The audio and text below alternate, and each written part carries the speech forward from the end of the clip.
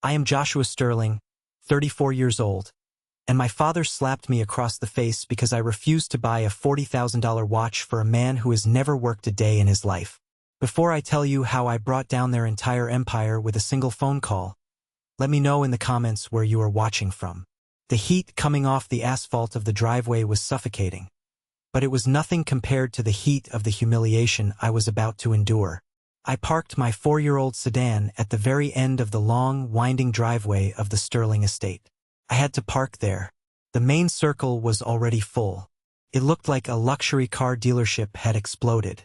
There were 2 Ferraris, a bright yellow Lamborghini, and the centerpiece of the evening, my brother Terrence's brand new red Ferrari, wrapped in a giant white bow. I walked up the path, smoothing out the wrinkles in my suit. It was a good suit, tailored, professional, but compared to the crowd inside, I might as well have been wearing a burlap sack. The air smelled of expensive cologne, roasted pork, and old money. Or at least money that pretended to be old.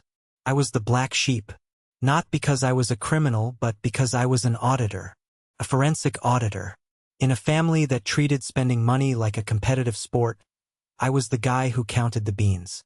I was the boring one, the cheap one, the one who didn't get it. My father, Otis Sterling, was holding court near the fountain. He was a large man, taking up space not just physically but energetically. He was wearing a white linen suit that probably cost more than my car. He saw me approaching and didn't smile. He just checked his watch. "You're late, Joshua," he boomed. His voice was a weapon he had honed over decades of boardroom bullying and fake philanthropy. "Terrence is about to open gifts. Try not to embarrass us." "Happy birthday to Terrence," I said, keeping my voice neutral. I held up the small, wrapped box in my hand. Otis looked at the small box with disdain. "That's it? Small box. Better be keys to something fast or a deed to something big." I didn't answer. I walked past him into the grand foyer. The house was packed. The local elite, or the people who desperately wanted to be the local elite, were all there. Trophy's wives with frozen faces, businessmen with nervous eyes, and my brother, Terrence, right in the middle of it all. Terrence was 36, 2 years older than me, but he acted like a teenager who had just won the lottery. He was holding a glass of champagne, laughing loudly at a joke that wasn't funny. His wife, Courtney, was clinging to his arm. She was wearing a dress that glittered like diamonds, and her eyes were scanning the room, calculating the net worth of every guest. "Joshua!" Terrence shouted when he saw me. The room went quiet. He loved an audience. The prodigal brother returns. Or should I say, the penny pincher returns. The crowd laughed. It was a polite, cruel laughter. "Happy birthday, Terrence," I said, stepping forward. I extended the box. Terrence grabbed it. He shook it. "Light, very light. Did you finally get me that Rolex Daytona I sent you the link for? The gold one." "Open it," I said calmly. Terrence tore the paper off. He opened the box. Inside was not a watch. It was a first edition, leather-bound copy of The Wealth of Nations by Adam Smith, and a vintage fountain pen that had belonged to our grandfather. The silence in the room was deafening. Terrence stared at the book like it was a dead rat. "What is this?" he asked, his voice flat. "It belonged to Grandpa," I said, loud enough for the people nearby to hear. "And the book. I thought it was time you started thinking about building your own legacy, instead of just spending Dad's." Terrence looked at me. His face turned a deep, ugly shade of red. He didn't appreciate history. He didn't appreciate wisdom. He wanted bling. "A book?" he screamed. He threw the book on the floor. The binding cracked. "You got me a dusty old book?" "It's worth more than you think," I said, fighting the urge to pick it up. "If you read it." "I wanted the Rolex," Terrence shouted. He was spitting as he yelled. "I told you. I sent you the link. Everyone else here brought real gifts. Look at this." He pointed to a pile of designer bags and car keys. "And you bring me a used book?" My father stepped in then. He pushed through the crowd, sensing the scene. "What is going on?" Otis demanded. "Joshua is being a cheapskate again, Dad," Terrence whined. He was a 36-year-old man whining to his daddy. He embarrassed me. I told everyone my brother was getting me the Daytona. Otis turned to me. His eyes were cold, dead sharks. Is this true, Joshua? Did you refuse to buy your brother the watch? I'm not buying him a $40,000 watch, Dad, I said, my voice steady, though my heart was hammering against my ribs. He has 6 watches. He doesn't have a job. That was the wrong thing to say. The slap came out of nowhere. Otis didn't hold back. He put his full weight into it. His heavy gold ring caught my cheekbone. Crack. The sound echoed through the foyer. My head snapped to the side. A sharp, stinging pain exploded across my face. I tasted copper in my mouth. The room gasped, then went silent. Deathly silent. I slowly turned my head back to face him. My cheek was throbbing. I could feel a trickle of blood running down my face where the ring had cut me. You ungrateful little wretch, Otis hissed. How dare you speak about your brother's employment? He manages the foundation. He does more for this family in a day than you have done in your entire miserable life.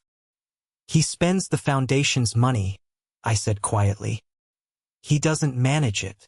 Terrence stepped forward now, emboldened by our father's violence. He looked at me with pure disgust. Then, he did something that I will never forget. He gathered saliva in his mouth and spit on me. It landed on my lapel. Get out, Terrence sneered. We don't need your pennies. We don't need your dusty books. Take your cheap ass back to your little apartment and stay there. You are not a Sterling. I looked at the spit on my suit. I looked at my father, whose chest was heaving with rage. I looked at Courtney, who was smirking behind her champagne glass. I didn't yell. I didn't fight back. I didn't make a scene. I reached into my pocket, pulled out a handkerchief, and wiped the spit off my suit. Then I dabbed the blood from my cheek. Happy birthday, Terrence, I said. Enjoy the party. I turned and walked away. I could feel their eyes on my back. I could hear the murmurs starting up again, the nervous laughter as Otis told everyone to get back to the drinks. I walked out the front door, down the steps, and back into the suffocating heat. I walked all the way to my car. I sat in the driver's seat and locked the doors. The silence inside the car was a sanctuary. My hands were shaking, not from fear, from adrenaline, from a cold, hard rage that had been building for 20 years. They thought I was just the cheap brother. They thought I was the weak link. They forgot who Grandpa trusted. They forgot who signed the papers 10 years ago when the family trust was restructured. They were so busy spending the money, they never bothered to read the bylaws of the trust that generated it. I pulled out my phone. It was 8:15 p.m. The banks were closed, but not for me. Not for the trustee of the Sterling Legacy Fund. I dialed the private number for the wealth management division of our bank. It rang once. Private Client Services. This is Edward. A smooth voice answered. Edward, this is Joshua Sterling, I said. My voice was ice. Authorization code Delta 94. Good evening, Mr. Sterling, Edward said, his tone shifting to immediate alertness. How can I help you tonight? I looked up at the mansion. I could see the chandeliers glowing in the windows. I could see the silhouettes of people dancing, drinking, celebrating my humiliation. Initiate Protocol 0, I said. There was a pause on the line. A long, heavy pause. Protocol 0 was the nuclear option. It was a fail-safe designed for catastrophic situations, like the beneficiaries becoming mentally incapacitated or criminally liable. Mr. Sterling, Edward said, his voice careful. Protocol 0 will immediately freeze all disbursements. It will lock all credit cards linked to the trust, suspend the monthly stipends for all beneficiaries, and freeze the collateral assets. That includes the vehicles and the primary residence. Are you sure? I touched my cheek. It was swelling. I looked at the spot on my jacket where my brother had spit. I am the sole trustee, I said. I have reason to believe the assets are being misused and that the beneficiaries are in breach of the morality clause. Freeze it all, Edward. Every single dime. Understood, Edward said. Executing Protocol 0 now. The accounts will be locked in 3, 2, 1. Done. Thank you, Edward. I hung up the phone. I put the car in gear and drove down the long driveway. They wanted a Rolex? They wanted to play big shots? Let's see how much they enjoy the party when the music stops. The drive home was a blur of neon lights and throbbing pain. My face felt like it was on fire, but my mind was crystal clear. It was the clarity of a man who had finally pulled the trigger after aiming for a decade. I wasn't always the enemy. There was a time when I was just a boy who wanted his father's love. But Otis Sterling was a man who couldn't love anything he couldn't control or sell. Terrence was easy to control. Give him a toy and he'd dance. I was different. I asked questions. I liked math. I liked rules. That was why my grandfather, Elias Sterling, loved me. Grandpa Elias was the one who built the empire. He started with a single hardware store and built it into a real estate conglomerate. He was a hard man, but he was fair, and he saw right through his son, Otis. I remember the day Grandpa died. I was 24. He called me to his bedside. The lawyers were there. Otis was pacing in the hallway, already planning the remodel of the mansion. "Joshua," Grandpa had whispered, his hand gripping mine with surprising strength. "Your father is a fool. He will burn through everything I built if we let him. Terrence is worse. He's a parasite." "I know, Grandpa," I had said. "I'm leaving the trust to you," he said. "Not the money, the control. You become the trustee when you turn 30. Until then, the bank manages it. But once you take over, you have the power. You hold the purse strings. Promise me you'll protect the legacy. Don't let them starve, but don't let them destroy it." "I promise," I said. Otis was furious when the will was read. He screamed about inheritance theft, threatened to sue, threatened to disown me. But the lawyers were ironclad. Grandpa had locked it up tight. Otis got a generous monthly stipend, enough to live like a king, but not enough to gamble away the principal. Terrence got a smaller salary for a made-up position at the foundation. For 4 years since I turned 30, I had signed the checks. I had approved the transfers. I had watched them buy Ferraris while I drove a sedan. I watched them mock me for living in a modest apartment while they treated the trust like an infinite piggy bank. I kept the peace. I honored Grandpa's wish to not let them starve. But Grandpa also included a clause. The morality clause. Clause 14b.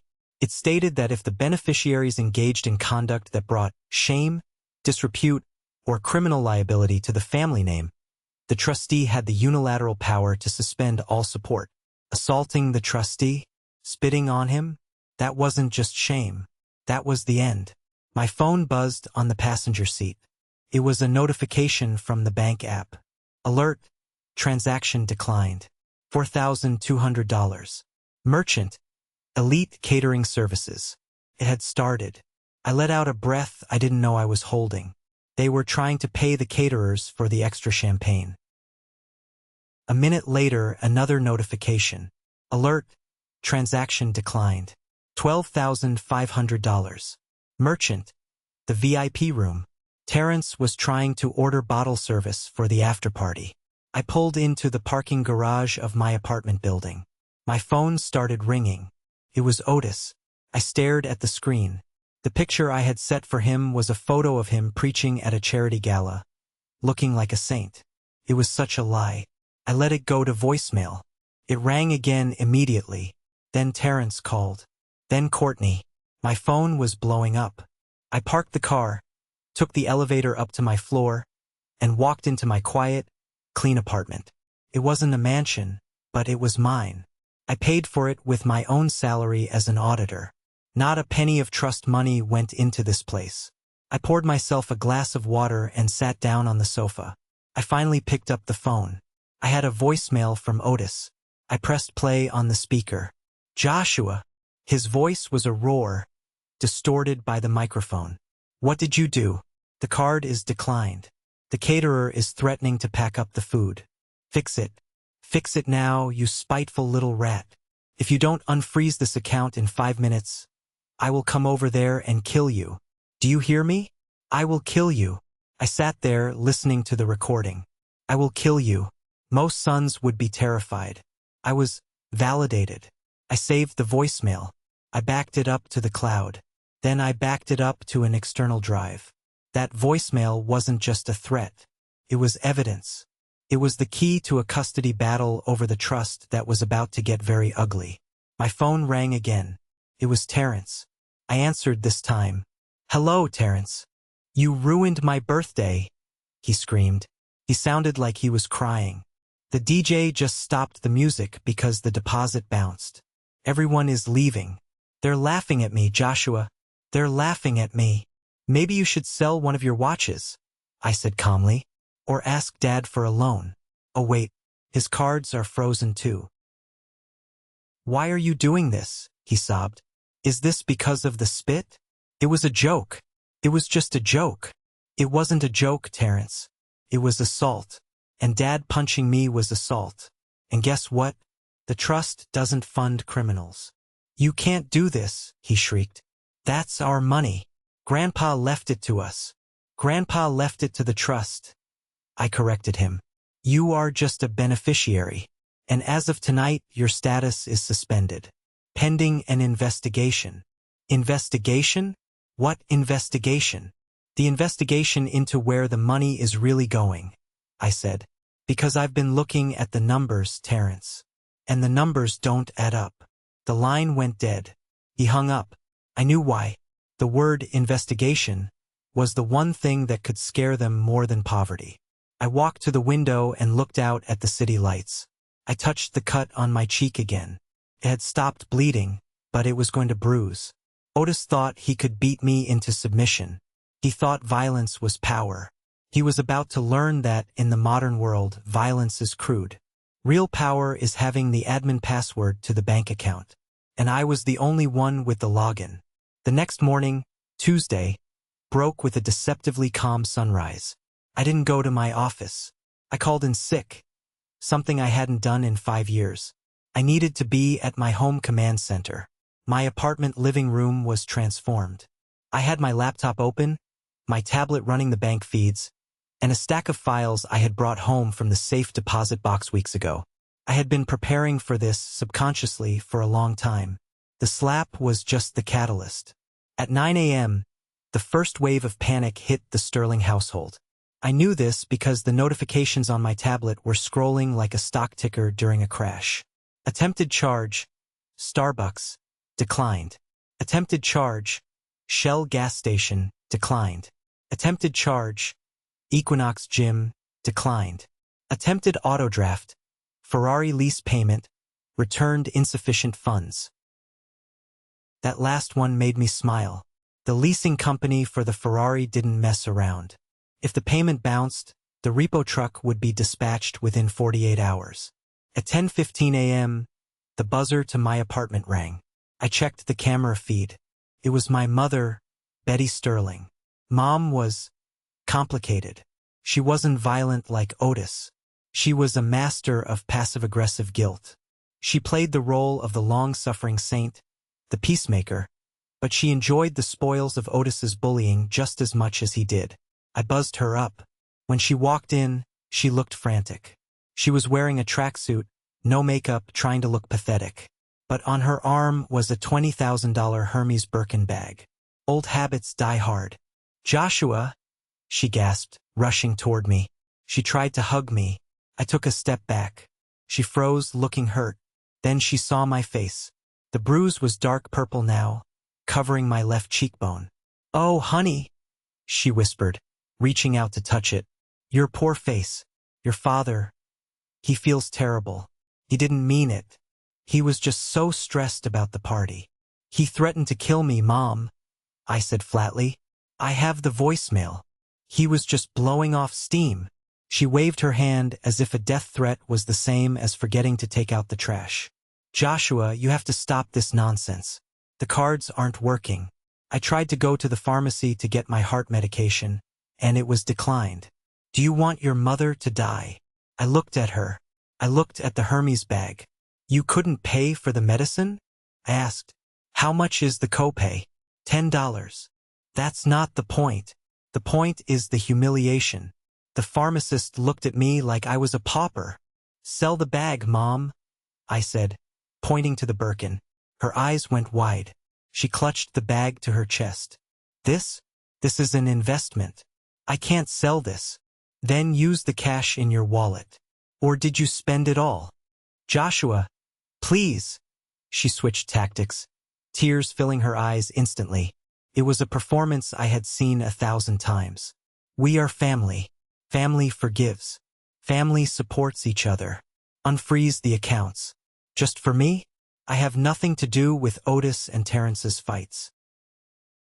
"You stood there," I said. "When he hit me, you stood there and sipped your champagne. You didn't check on me. You didn't call me last night. You're only here now because your credit card didn't work." "That's not true. Go home, Mom, and tell Dad that if he steps foot on my property, I'm calling the police. I have the recording." She glared at me then. The mask of the sweet mother dropped, revealing the cold, selfish woman underneath. "You are a hateful boy. You always were. Jealous of your brother. Jealous of your father's success." "Success?" I laughed. "It's Grandpa's money. Dad hasn't earned a dime in 30 years. She stormed out, slamming the door. I went back to my laptop, but the peace didn't last long. At 11:30 a.m., a frantic pounding shook my front door. I checked the monitor. It was Courtney, Terrence's wife, and she wasn't alone. She was screaming, and she had clearly driven here in a rage. I looked out my window. Down on the street, parked illegally in the fire lane, was a black Porsche Cayenne. It was the company car, provided to her by the Foundation for Charitable Transport. I didn't open the door. I turned on the intercom. "Go away, Courtney.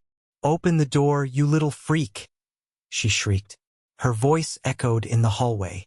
"My card got declined at the spa. I was in the middle of a facial. Do you know how embarrassing that is?" "I imagine it's very embarrassing," I said. "Almost as embarrassing as your husband spitting on his brother." "I don't care about your drama," she yelled. She was kicking the door now. "I need my money. I have appointments. I have a life. You can't just steal our money." "It's not your money," I said. "And by the way, nice Porsche. I see you drove it here. That's Foundation property. Using it for personal errands is tax fraud." "I'll sue you," she screamed. "My daddy is a lawyer. We will take you for everything you have." Suddenly, I heard a voice from the hallway. "Hey, shut your mouth." It was Mrs. Gable, my neighbor across the hall. Mrs. Gable was a 70-year-old retired schoolteacher who took no nonsense. I checked the camera. Mrs. Gable was standing there in her housecoat, holding her smartphone up, filming Courtney. "You are disturbing the peace," Mrs. Gable shouted. "And I got you on video kicking the door and threatening this young man. I'm calling the cops." Courtney spun around. She saw the phone. She saw the crazy look in Mrs. Gable's eyes.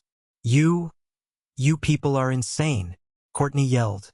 She tried to grab Mrs. Gable's phone, but Mrs. Gable was quick. She pulled it back and hissed like a cat. Courtney panicked. She ran down the hall, her high heels clicking frantically. I watched from the window as she jumped into the Porsche and peeled away, nearly hitting a delivery truck. My phone buzzed. A text from Mrs. Gable. "Got her. Sending it to the neighborhood watch group. And maybe TikTok. You okay, sugar?" I smiled. "Thanks, Mrs. Gable. You're the best." But the smile faded when I looked at the file on my desk. The Rolex Terrence wanted. I had been digging into the specific model he asked for.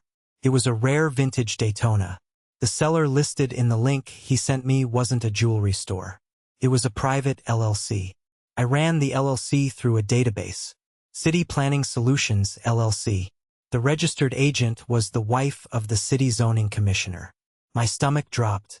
Terrence didn't want the watch to wear.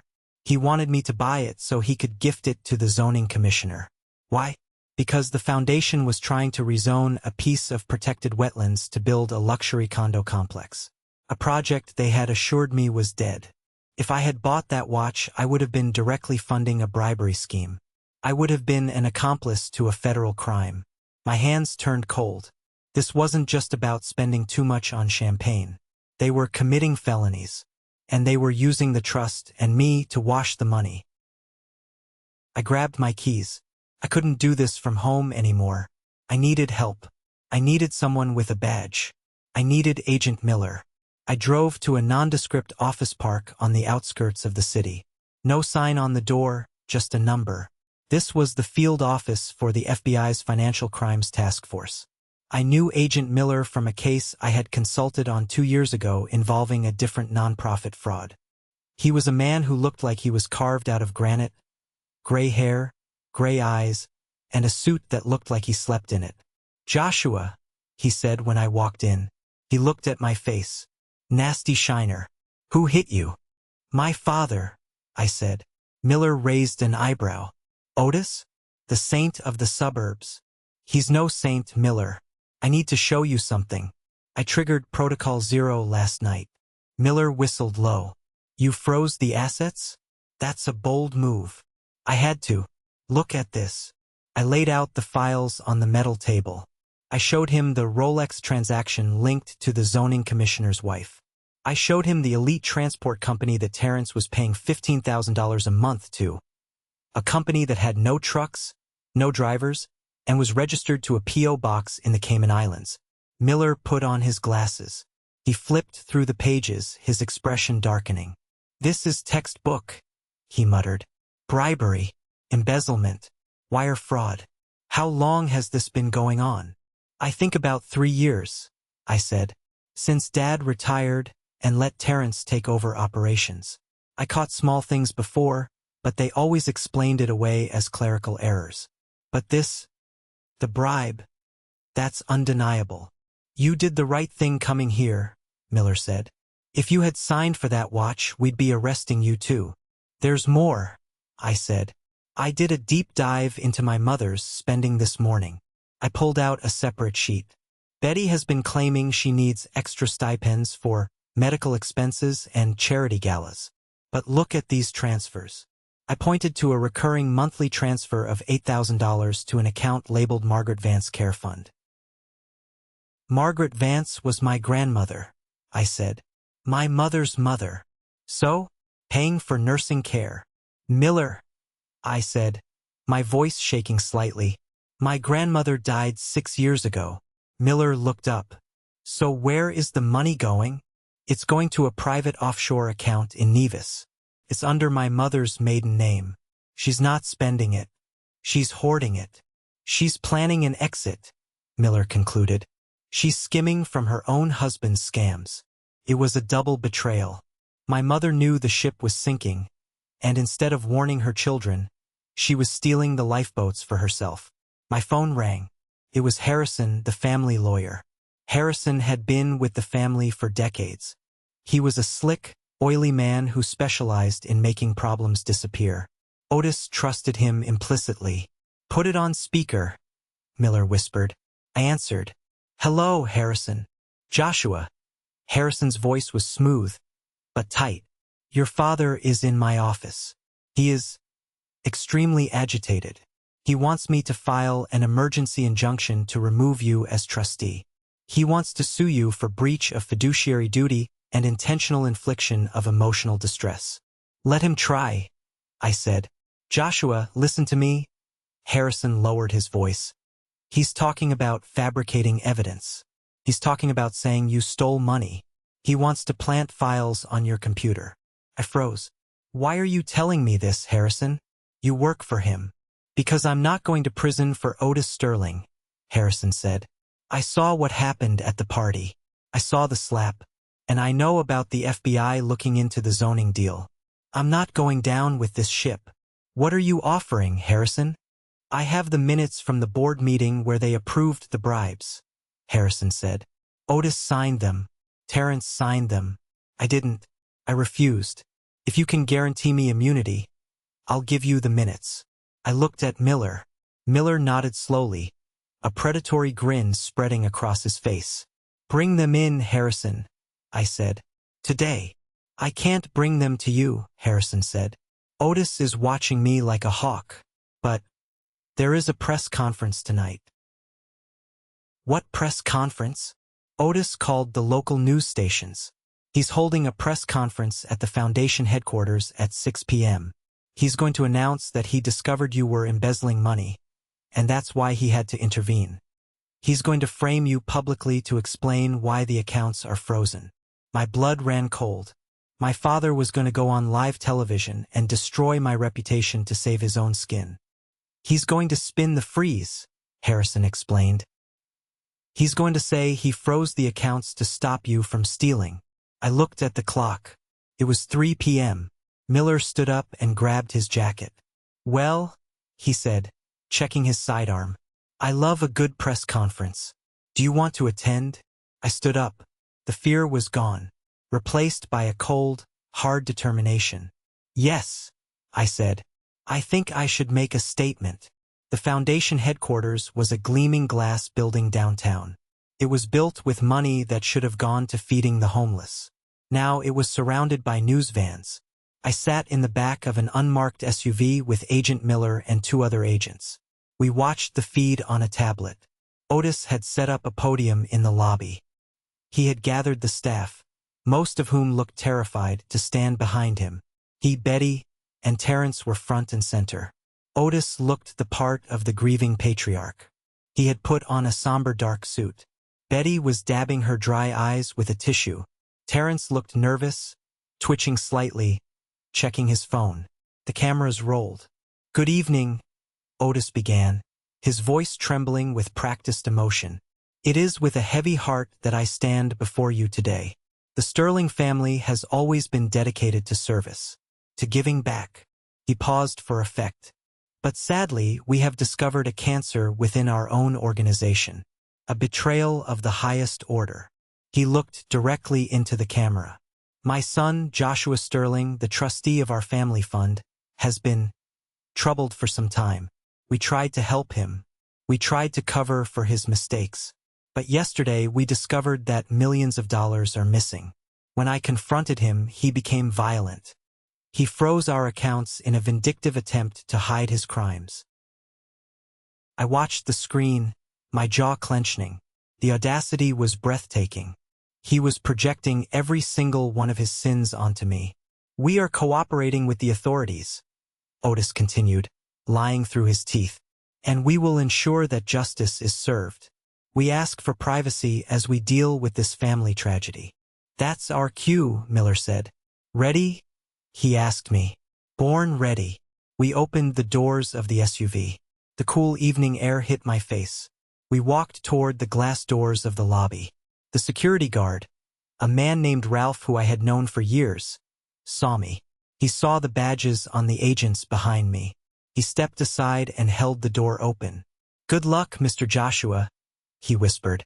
We walked into the lobby just as a reporter was asking a question.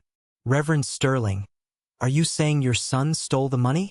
I am saying, Otis said, leaning into the mic, that Joshua is a desperate man who... I'm right here, Dad, I said. My voice carried through the lobby. The cameras swung around instantly.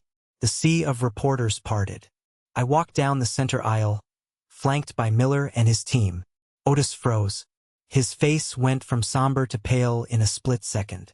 Terrence looked like he was about to vomit. Betty gasped and clutched her pearls. Joshua, Otis stammered. You have some nerve showing your face here.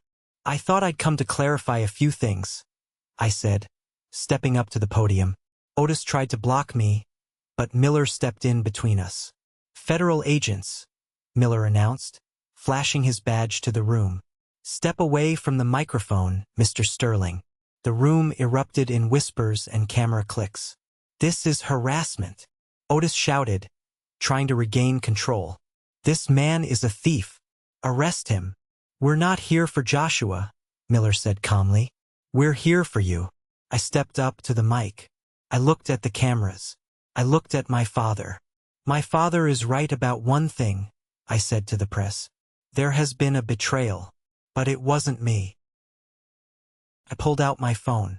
I held it up to the microphone.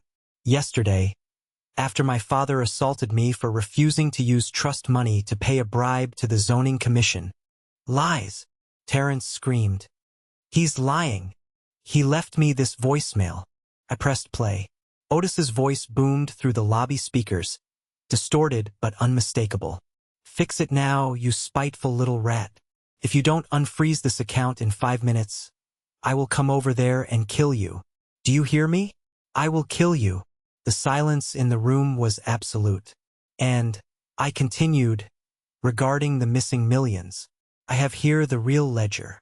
I held up the files Harrison had given me, showing transfers to Elite Transport in the Cayman Islands, and a bribe disguised as a watch purchase for the zoning commissioner.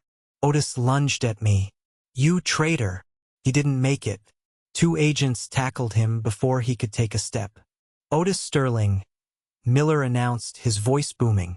You are under arrest for wire fraud, bribery, money laundering, and conspiracy.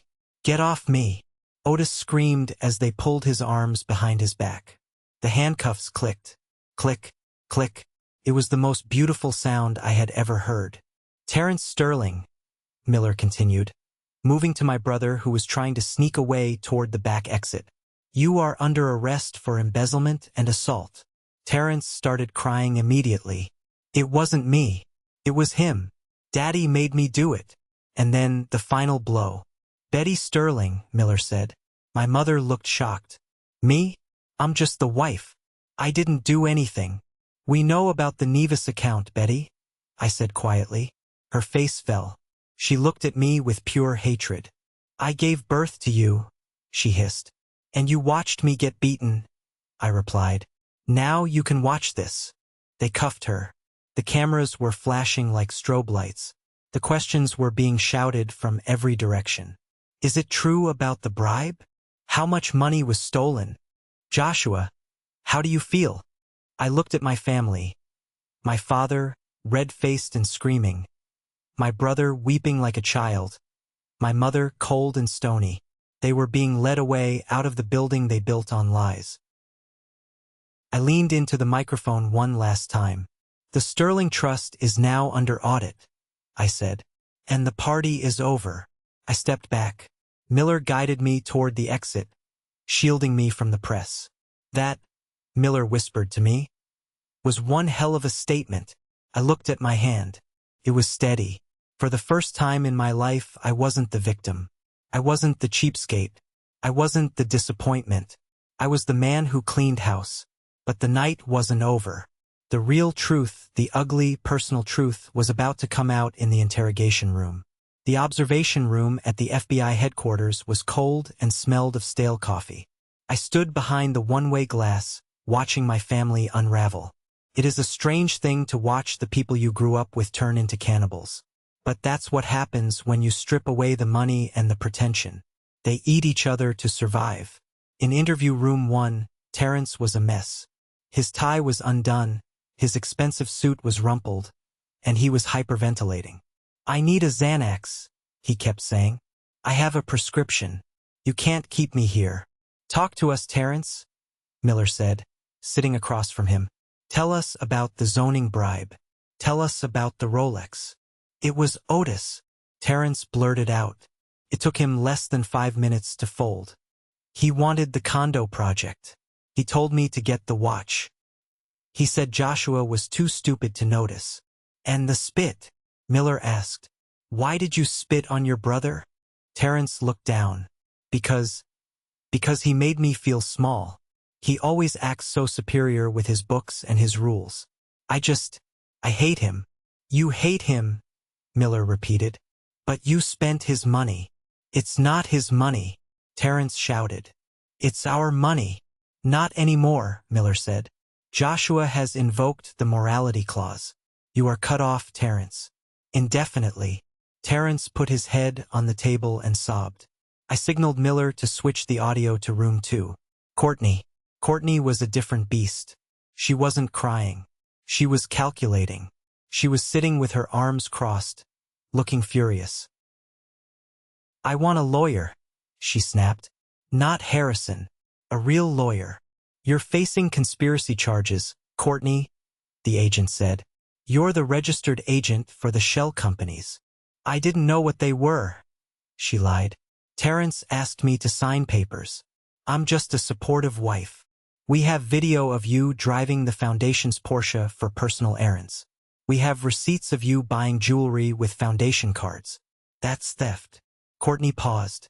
She looked at the mirror. Felt like she was looking right at me. If I talk, she said slowly, what do I get? Depends on what you give us. I can give you the gold, she said. I leaned closer to the glass. Gold? What gold? The agent asked. Terrence didn't trust Otis, Courtney said, a malicious smile playing on her lips. He knew the old man would eventually crash the company. So every month he took $10,000 cash and bought gold coins and loose diamonds. He hid them. Where? In a safety deposit box at Citibank. But not under his name. Under mine. I have the key. She reached into her bra and pulled out a small silver key. I'll give you the key, she said. But I want immunity. And I want a divorce. I shook my head. She was willing to send her husband to prison for an extra 10 years just to save her own skin. She was selling him out for a plea deal. Finally, room 3. Otis. My father was sitting perfectly still. He looked like a statue of a fallen dictator. Miller walked in and sat down. Your family is talking, Otis, Miller said. Terrence says you ordered the bribe. Courtney gave us the gold. Betty. Well, Betty is busy explaining her secret offshore account. Otis didn't blink. They are weak, he said. I was surrounded by weak people. Even my son, Joshua. Weak. Joshua is the one who put you here, Miller reminded him. Joshua is a traitor, Otis spat. He doesn't understand vision. He doesn't understand what it takes to build a legacy. He thinks rules are more important than power. Rules keep you out of prison, Otis. I won't stay here, Otis said arrogantly. I have friends. Powerful friends. Senators. Judges. We checked your phone logs, Otis, Miller said. You called 3 senators tonight. None of them answered. You're radioactive. No one wants to be friends with a man who steals from charity on live TV. Otis's face finally crumbled. The realization hit him. The power was gone. The influence was gone. Miller stood up and came out to the observation room. We have enough to put them away for a long time, Miller said. RICO charges. Money laundering. Wire fraud. Assault. Can I see him? I asked. Terrence. Miller nodded. Briefly. I walked into room 1. Terrence looked up, his eyes red and swollen. When he saw me, hope flickered in his eyes. Joshua, he cried. Thank God. You're here to bail me out, right? You're the trustee. You can authorize the bail money. I stared at him. Even now, in handcuffs, he saw me as a wallet. I'm not here to bail you out, Terrence, I said. Then why are you here? I wanted to ask you something. That book I gave you. Adam Smith. Who cares about the book? I do.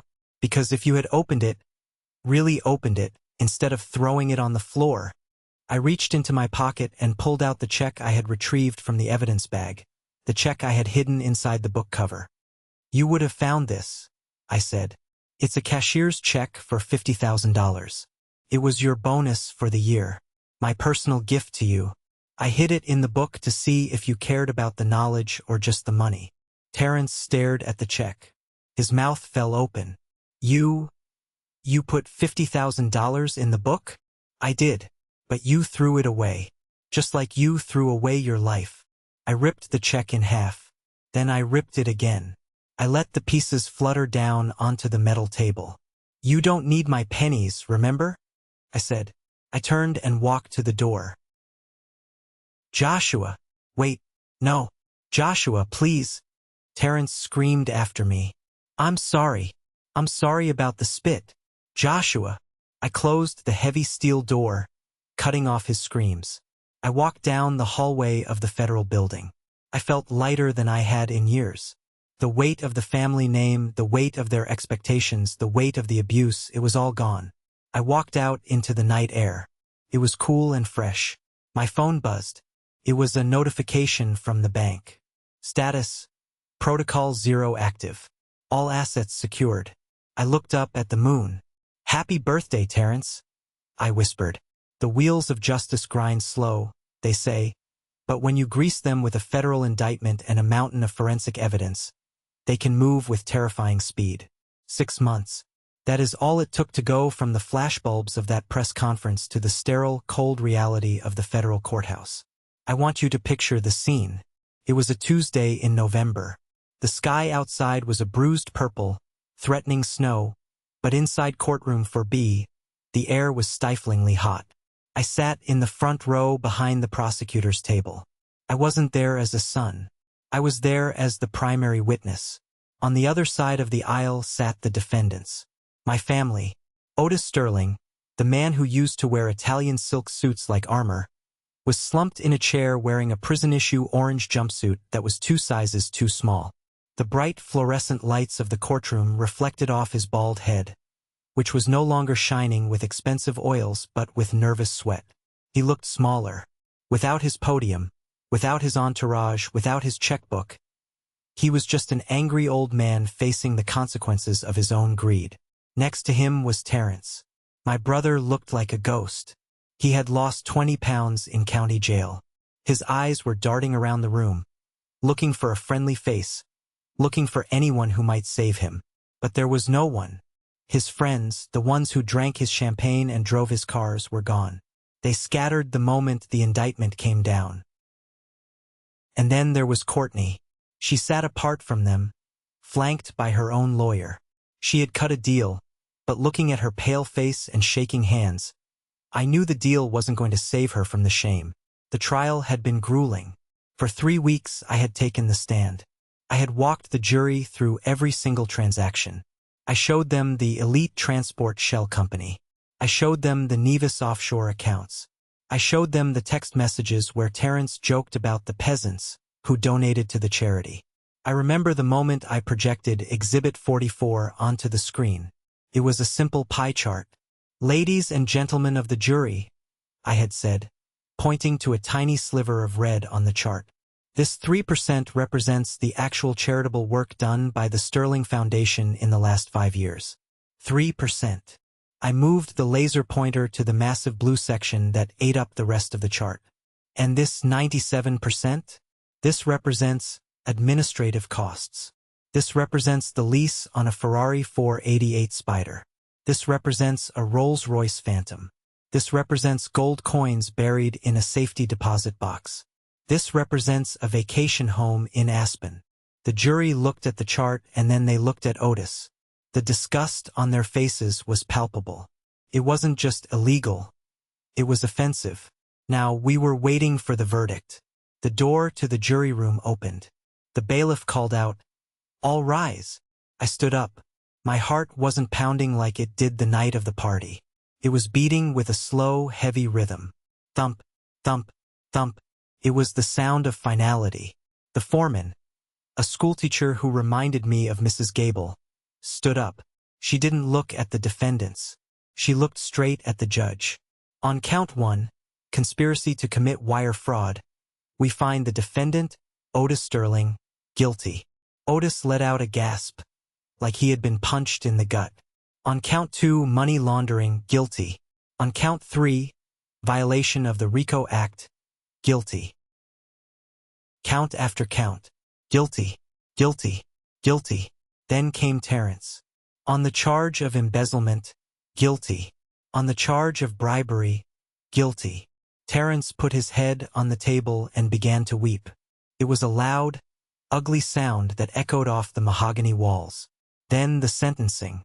The judge didn't hold back. He looked at my father over his reading glasses, and I saw a flash of pure anger in his eyes.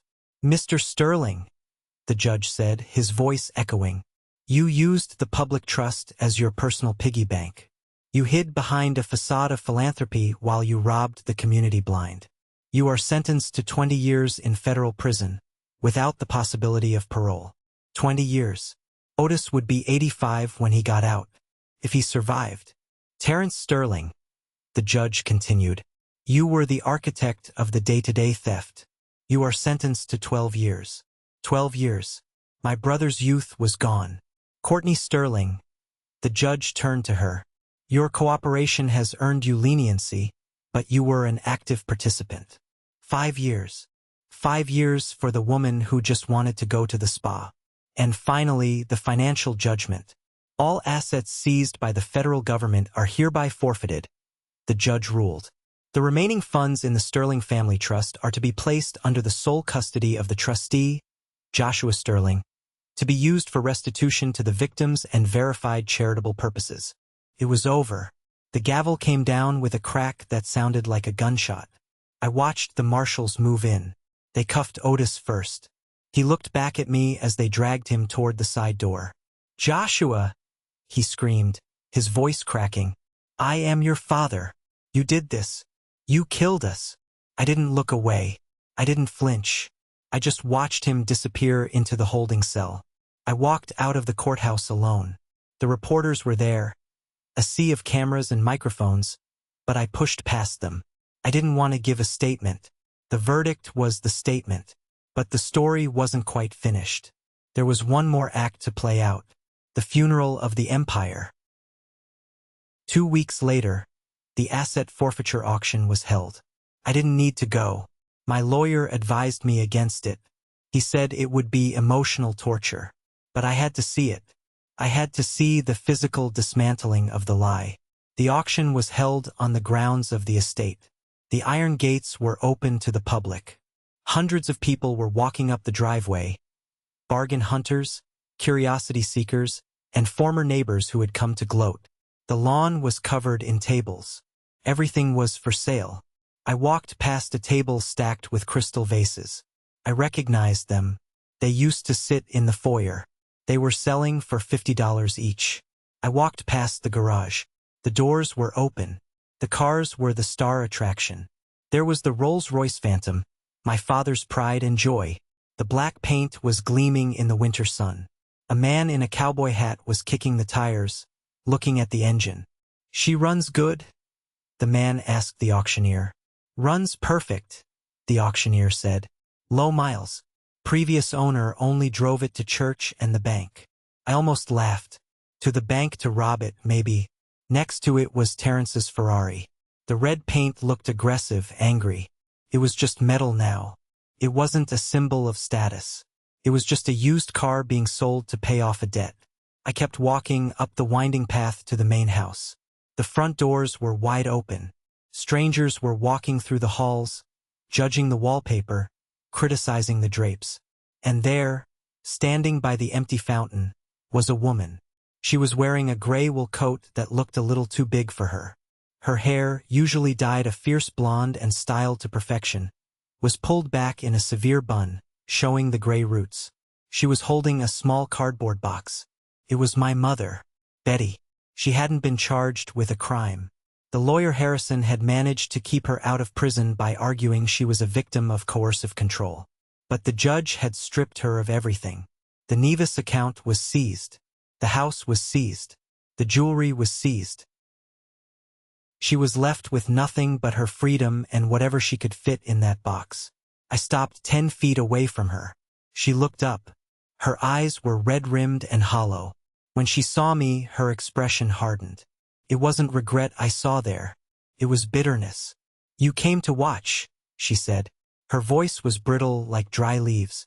"You came to gloat." "I came to say goodbye to the house," I said. She laughed. A harsh, jagged sound. "The house? You never cared about this house. You hated this place." "I hated the lies inside it," I corrected her. "Now the lies are gone. And so is the furniture." She stepped closer, clutching the box to her chest. "Do you know where I'm living, Joshua? Do you know? I heard you moved into a studio apartment in East Side," I said. "A studio?" She spat the word. "I am living next to a train track. The walls are paper thin. I have to take the bus to the grocery store. Me, Betty Sterling. It's a roof over your head, Mom. It's more than a lot of people have. I am 62 years old," she screamed, causing a few people near the auction tent to turn and look. "I should be retiring in comfort. I should be with my husband. Instead, I am destitute because my own son decided to play God." "I didn't play God, Mom. I played the auditor." "You could have stopped this," she hissed. You could have just bought the damn watch. You could have signed the papers. We would still be a family. I looked at her, really looked at her. I saw the lines of selfishness etched into her face. I saw the absolute refusal to take responsibility. Even now, standing in the wreckage of her life, she blamed me. We were never a family, Mom, I said softly. We were a corporation, and a corrupt one at that. I am your mother, and he was your son. I pointed to my bruised cheek, though the mark had faded to a faint yellow stain. When he hit me, you didn't see a son. You saw a liability. You chose the money over me. You chose the lifestyle over me. Every single time. That's not true, she faltered, her eyes darting away. It is true. You have a salary now, don't you? From the cleaning job. She flinched. How do you know about that? I keep tabs. This honest work, Mom. For the first time in your life, you're earning your keep. Maybe it will be good for you. I hate you, she whispered. I hope you die alone with your money. I'm not alone, I said. And it's not my money. It belongs to the trust. And the trust belongs to the people you stole from. I turned away from her. I didn't want to hear anymore. Joshua, she called out. I need help with the rent. Just a few thousand. Please. For your mother. I stopped. I didn't turn around. You have my number, I said. Lose it. I walked back down the driveway, past the strangers bidding on my childhood.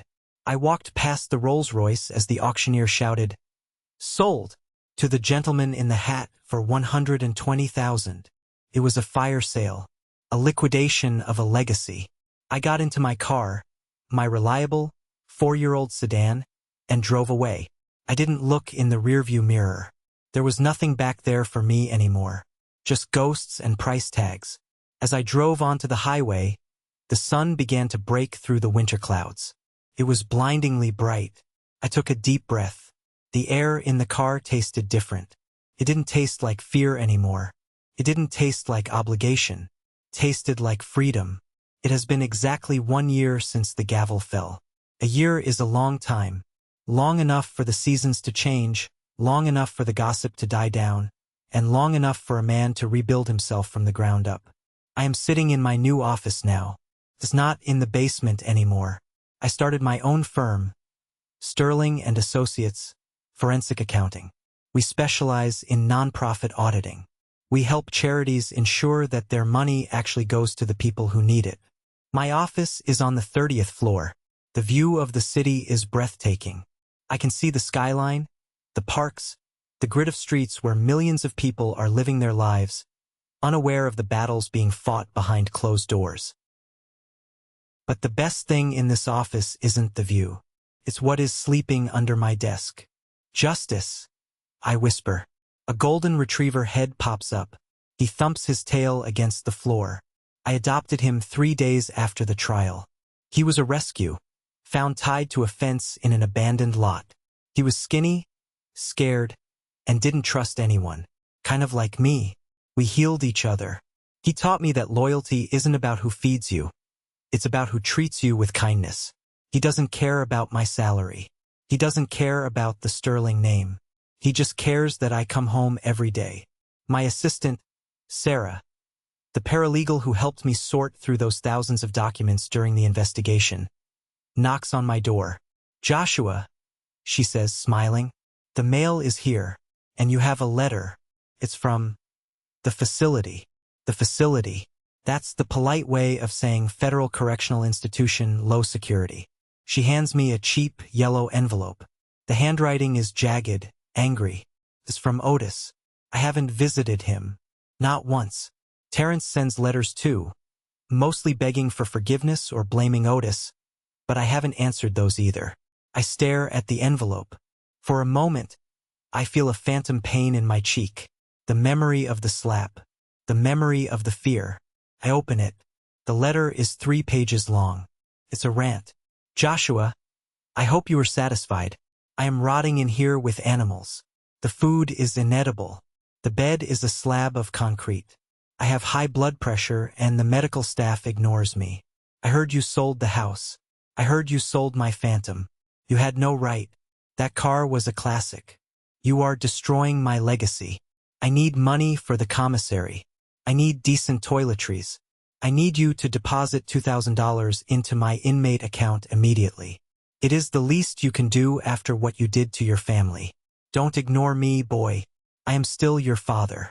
I made you. I can still ruin you. Otis. I read it twice. The old Joshua, the one who stood in the foyer clutching a book while his brother spit on him, might have felt guilty. He might have thought, well, he is my dad. $2,000 isn't that much. Maybe I should send it just to shut him up. But that Joshua died the night he made the phone call to the bank. The new Joshua feels something else entirely. Pity. He still doesn't get it. He is sitting in a prison cell, stripped of everything, and he still thinks he can command me. He still thinks he has power. He doesn't understand that his power was never real. It was borrowed. It was stolen. And now it is gone. I don't feel anger anymore. Anger is a hot coal you hold in your hand. It burns you more than it burns the other person. I dropped that coal a long time ago. I stand up and walk over to the shredder in the corner of my office. I don't crumple the letter. That's too emotional. I feed it into the machine. Whir. The blades slice through the cheap yellow paper. They slice through the threats. They slice through the guilt. They slice through the word father. Turns into confetti in seconds. I am not your banker anymore, Otis. I say to the empty room. And I am certainly not your victim. I sit back down at my desk. I have work to do. I pull up a file on my computer. It's the spreadsheet for the Elias Sterling grant. This is what I did with the money. When the judge gave me custody of the remaining trust assets, I liquidated everything. The gold Courtney hid, the cars, the vacation home. I put it all into a new fund. The Elias Sterling grant provides full-ride scholarships for students from low-income backgrounds who want to study finance, law, or social work. But there is a catch. To keep the scholarship, they have to take a mandatory course on financial literacy and ethics. I want to build a generation of people who know how to handle money without letting money handle them. I scroll through the list of this year's recipients. There is a kid from the South Side who wants to be a consumer protection lawyer. There is a young woman who wants to start a nonprofit for veterans. These are the real legacy. Not a Rolex. Not a building with a name on it. But lives changed. Chains broken. I checked the time. It's almost 5 p.m. I promised Mrs. Gable I'd stop by for tea. She's become something of a grandmother figure to me. She was the one who stood up for me when Courtney attacked. She proved that family isn't blood. Family is the people who stand in the hallway with a smartphone and defend you when the wolves come knocking. I shut down my laptop. I grab my coat. Come on, Justice, I say. Let's go home. Justice barks and trots to the door. We walk out of the building and onto the busy street. The city is alive. People are rushing, talking, laughing. I catch my reflection in a shop window. I look different than I did a year ago. I stand taller. My shoulders are back. I look like a man who owns his own life. There is a faint, thin line on my cheekbone. You have to look close to see it. It's the scar from the ring. I used to hate it. I used to look in the mirror and see a mark of shame. A brand that said, I was beaten. But now I touch it, and I smile. It's not a mark of shame. It's a battle scar. It's the line where the old life ended and the new one began. It is a reminder that I survived, that I fought back, that I won. I walk down the street, merging into the crowd. I am just one man in a city of millions. I don't have a Ferrari. I don't have a mansion. But I have my integrity. I have my peace. And tonight, I'm going to sleep like a baby, knowing that my ledger is balanced, my conscience is clear, and my future is entirely my own. The debt is paid. The funeral for the past is over. And for the first time in my life, I am truly rich. If you've listened this far, I want to thank you. Sharing this story hasn't been easy, but it has been necessary. My journey taught me a brutal but beautiful lesson.